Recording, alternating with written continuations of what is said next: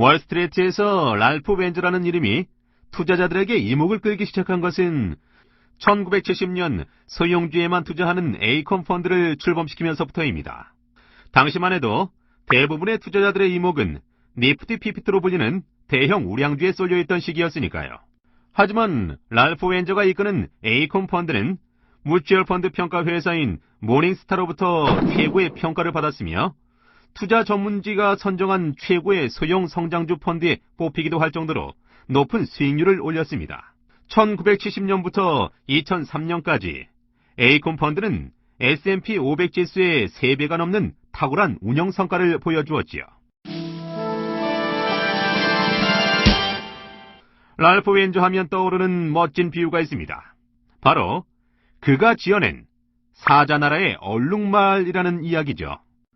당신이 무리를 지어 움직이는 얼룩말 가운데 하나라고 합시다. 맨 바깥쪽 자리는 언제나 신선한 풀을 먹을 수 있겠지만 사자가 달려들 위험이 있죠. 반면 무리의 중간쯤에서 질이 떨어지는 풀을 먹던 얼룩말은 안전하게 도망칠 수 있습니다. 펀드 매니저와 얼룩말은 둘 다 아주 특별한, 하지만 성취하기 어려운 목표를 갖고 있습니다. 펀드 매니저는 시장 평균보다 높은 수익률을 올리려고 하고, 얼룩말은 신선한 풀을 먹으려 합니다. 또 둘 다 리스크를 싫어합니다. 펀드 매니저는 잘못하면 잘릴 위험이 있기 때문이고, 얼룩말은 사자에게 잡아먹히기 때문이죠. 마지막으로 둘 다 무리를 지어 움직인다는 공통점이 있습니다. 하지만 투자기관에서 일하는 대부분의 펀드 매니저는 바깥쪽의 얼룩말처럼 모험을 감수하려 하지 않습니다. 수익률을 올리기 위해 잘 알려지지 않은 주식을 매수했다가 수익률이 저조할 경우 숱한 비난을 감수해야 하니까요. 이들에게 최적의 전략은 무리의 중간쯤에 머무르는 것입니다. 대중들에게 인기가 높은 주식만 사들이면 결코 질책받을 이유가 없으니까요. 그러나 나는 장기 투자자로서 중간쯤에 자리 잡는 얼룩말 철학은 절대로 받아들일 수 없습니다. 그렇다면 랄프 웬저가 내세우는 얼룩말 전략은 어떤 것일까요? 랄프 웬저는 그 해법을 작지만 강한 기업에 투자하는 전략으로 찾아야 한다고 말하고 있습니다. 저는 창조적 기업가 정신이 살아있는 경영진이 운영하며 매우 중요한 경제적, 사회적, 기술적 트렌드로부터 수혜를 입는 작은 기업, 동시에 틈새 시장에서 강력한 주도권을 쥐고서 향후 순이익이 아주 돋보일 정도로 높이 성장할 강한 기업을 원합니다.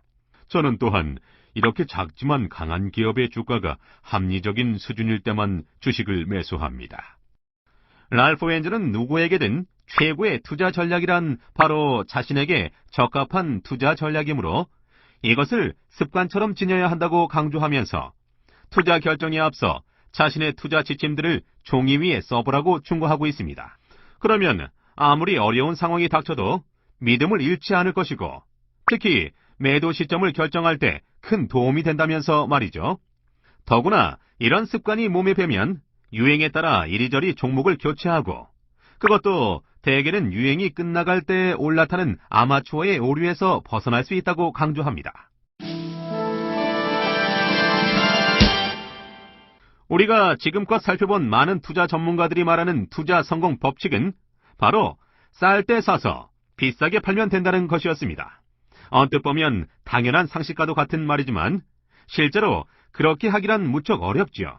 랄프 웬저는 이 말을 매우 과학적으로 풀이하고 있습니다.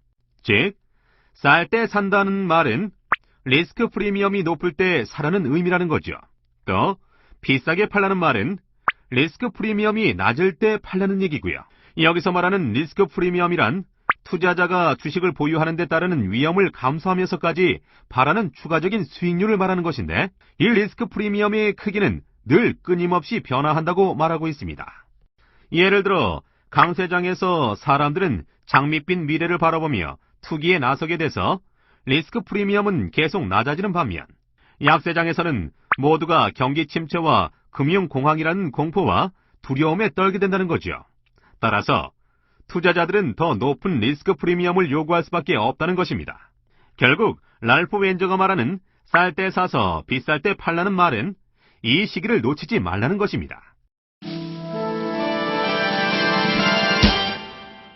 랄프 웬저가 주식 투자 황금률 중에서는 제3법칙, 옵션은 매우 중요하다가 바로 핵심입니다. 여기서 옵션은 주가지수 옵션 같은 파생 금융상품이 아니라 주식에 내재되어 있는 옵션을 얘기합니다. 가령 석유 기업의 주식 가치는 두 가지 요소로 결정됩니다. 현재 보유하고 있는 자산, 그리고 새로운 대형 유전을 발견할 경우 투자자에게 돌아가는 일종의 콜 옵션이죠. 만약 현재 보유 자산에 대한 대가만으로 주식을 살 수 있다면 콜 옵션은 거저 얻는 거나 다름이 없겠죠. 그런데 첨단 바이오 기술주 같은 경우는 이런 옵션에 비싼 가격이 붙습니다. 투기 붐으로 달아오른 투자자들이 기꺼이 엄청난 프리미엄을 지불하니까요. 담배 회사 주식 같은 경우는 콜 옵션이 아니라 풋 옵션에 가깝기도 합니다. 즉, 주식에 내재된 옵션 가치가 마이너스일 수 있는데 정부 규제 등으로 담배 사업 자체가 큰 타격을 입을 수 있기 때문이죠.